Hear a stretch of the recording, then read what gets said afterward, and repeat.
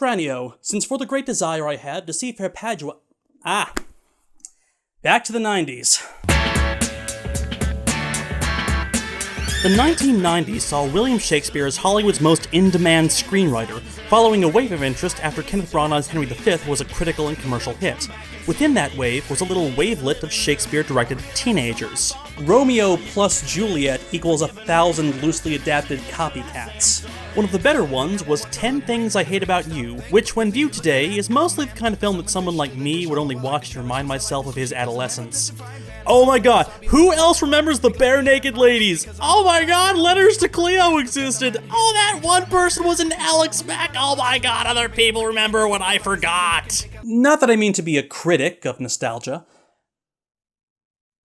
Still, young dreamy Heath Ledger, young dreamy Joseph Gordon-Levitt, young dreamy Allison Janney. Same little asswipe, shit for brains everywhere.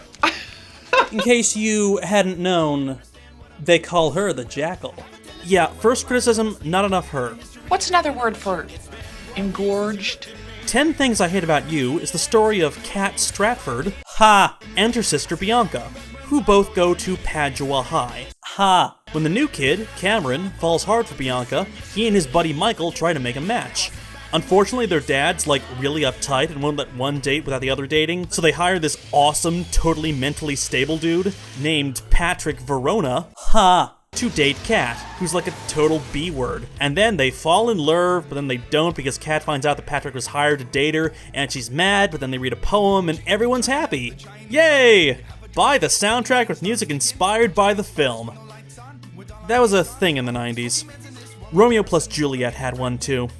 This is obviously an adaptation of She's All That, which came out this same year. No, of course it is obviously The Taming of the Shrew. You can tell because the titles are similar. Taming I Have the Shrew. And though they may not realize it, it is quoted by... Everyone. Everyone. Kill with kindness. Everyone. Allow me to break the ice.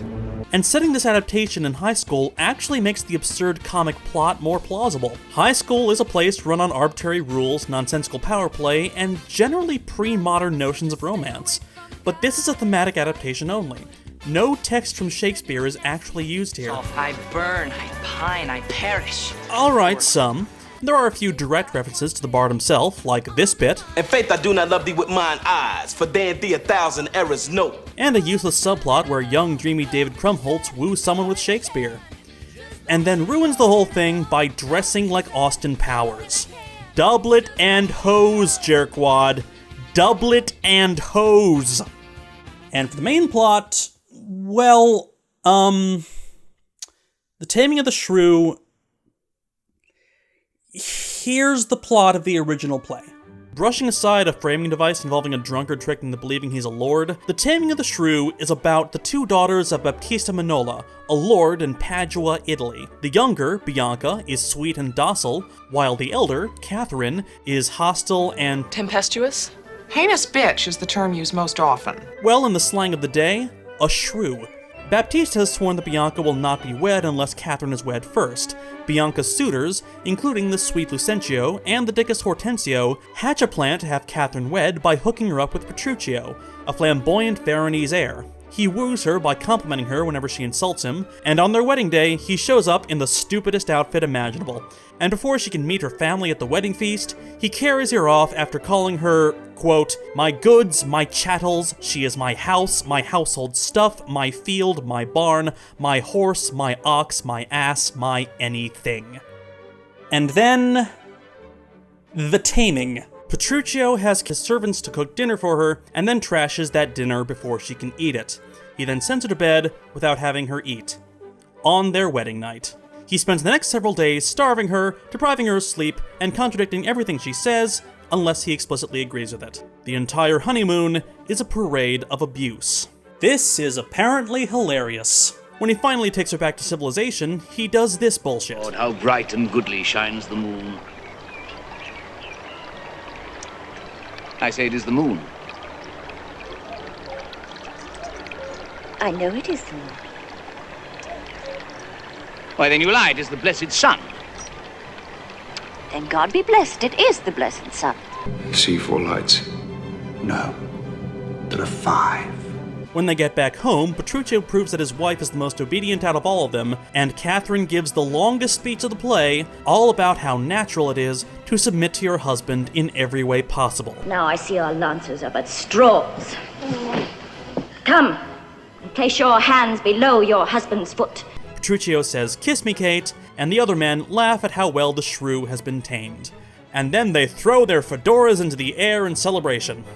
I'm normally not a fan of the word problematic, but hoo boy! The Taming of the Shrew is one of the most fiercely debated plays in Shakespeare's canon. Everyone has tried to get around how fiercely misogynist the text is, but no one has been able to beat it. Hell, even Shylock, someone ripped straight from the protocols of the Elders of Zion, got reclaimed by so many people using "hath not a Jew eyes" as a call for tolerance. And no, even in Shakespeare's time, this was probably not okay. I'm happy to say that there is a long, proud tradition amongst artists of trying to figure out the best way to make The Taming of the Shrew sound a little less like a men's rights activist fight song. A decade or so after the play debuted, playwright John Fletcher wrote The Woman's Prize, or The Tamer Tamed, a sequel in which Petruchio, now married to another woman after Kate's death, is tamed himself by a wife who manages to get his manipulative cruelty out of him by, likewise, taming him. And that was done when Shakespeare was alive. Over the next few centuries, the story was mostly told in other versions. Catherine and Petruchio, The Cobbler of Preston, something called Sawney the Scot. And the next revival of Shakespeare's actual text wouldn't happen until 1844. With the rise of feminism in the 20th century, the play got less and less funny. George Bernard, Shakespeare sucks because he is more popular than me, Shaw, once called The Taming altogether disgusting to modern sensibility. This disgust translated into film. The Taming of the Shrew was one of the earliest sound Shakespeare adaptations, and, well, look at how Mary Pickford delivers her speech. For they are bound to serve, love, and obey. Wink! In 1948, Cole Porter's fun and clever Kiss Me, Kate got around the misogyny by making up an entirely different plot. It's about actors performing The Taming of the Shrew, shifting the focus to a real-life fight between the two leads that's merely filtered through the original text. Franco Zeffirelli's 1967 version, with Hollywood power couple Richard Burton and Elizabeth Taylor, mostly plays it straight, ending the film with an utterly sincere rendition of Kate's speech, which is then subverted by having Kate up and leave without her husband. In 1986, TV's Moonlighting got Bruce Willis and Sybil Shepherd to do Shakespeare. Kids, ask your parents about a show called Moonlighting. By making a parody of The Taming of the Shrew that completely rewrites and subverts the ending. Kiss me, Petruchio. And so today, we've developed a surefire way to get around the text. By ignoring it altogether. And it's fine. It's all fine. 10 Things I Hate About You works because it is so far removed from Shakespeare's red pill-ish text. Aside from a few forced shout-outs, the film owes itself creatively to the teen comedies of the day, with the usual structural landmarks.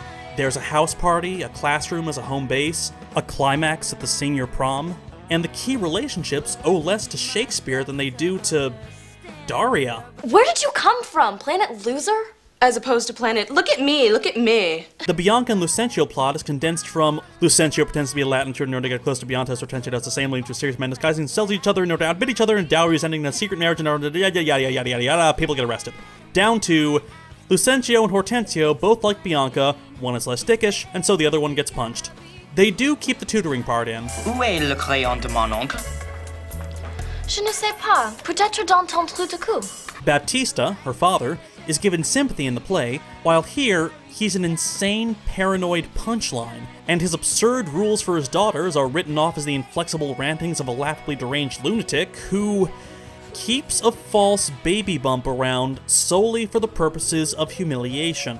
Also, he, totally sucks at speaking the lingo, yo. I'm down. I've got the 411, and you are not going out and getting jiggy with some boy. I don't care how dope his ride is. So take a chill pill, and you can totes my goats take your crackerjack and caboose down to Losersville, thou bilge rat muck snipe. Kat's shrewdness is relatively unexplained in the play, but here it's because of a combination of stress from parent separation and baggage from a particularly ugly relationship with this guy. And that shrewdness is expressed through a confident yet confrontational feminism, typical of fashionable 90s approaches to identity politics. What did I miss? The oppressive patriarchal values that dictate our education. Good. But still, her attitude is implicitly celebrated, because her feelings are a genuine expression in a sea of laughable Salingerian phonies. The phony preppy kids, the phony white Rasta kids, the phony cowboys. Oh man, that takes me back. Remember around the late 90s, there was a huge cowboy craze, and everyone started wearing 10-gallon hats and saying things like "dogie" and...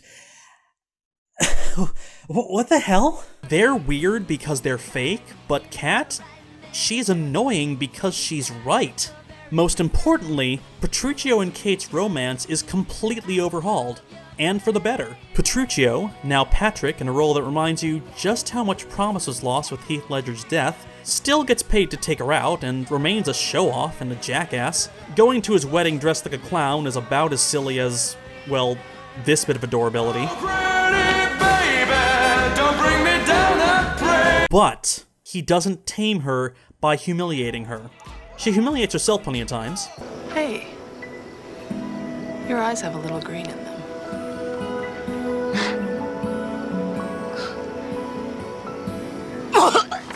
But even when he's taking money, he still respects her. He wins her... No. Winning her implies she's something to be won. She is not tamed. She is simply loved.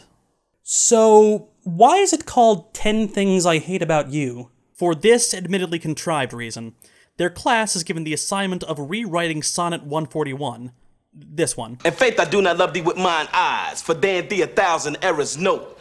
Leading Kat to list all 10 things. I hate the way you drive my car.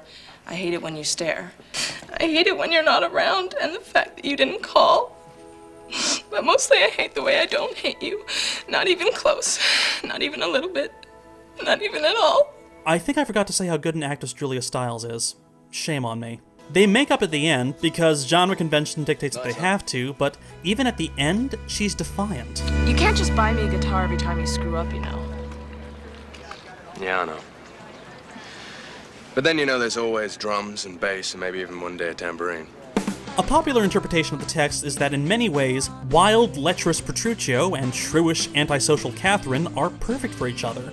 One way you could spin it is that they tame each other. The film takes this route, and it works excellently, even though it is a bit too cool for iambic pentameter. Sweet love, renew thy force. Hey, don't say shit like that to me. People can hear you. So, in the end, I think it's necessary to retell stories. Not just to remind ourselves of why they are told, but to reevaluate how they reflect us. We define things differently now than we did 450 years ago. Marriage is for love and not property, the nuclear family has been split, and a woman's place is wherever the hell she feels like it. I mean, at least ideally, at least in theory, at least in most of our fiction. Partnership is not defined by submission and control, but by respect and honesty. Passion isn't measured by how many poems and songs you write, but by whether or not you're willing to hold someone's hair back as they vomit. Though, sure, poems and songs don't hurt. Sometimes we need to choose the story and how we tell it. And yes, the film is generally a bit too mired in the cliches of the teen rom-com, but it's still a successful retelling of a dated story for the turn of the third millennium. And that's quite a lot to say about a movie that contains the line, "I have a dick on my face, don't I?" I have a dick on my face, don't I? And really, of all Shakespeare's plays, this is one of the toughest to get right. They did it. They tamed a cursed shrew. The shrew is the play. So we're clear. The shrew is the play. It is a metaphor for that. Yeah. So kiss me, Kate, and twice and thrice, ere we start living in Paradise.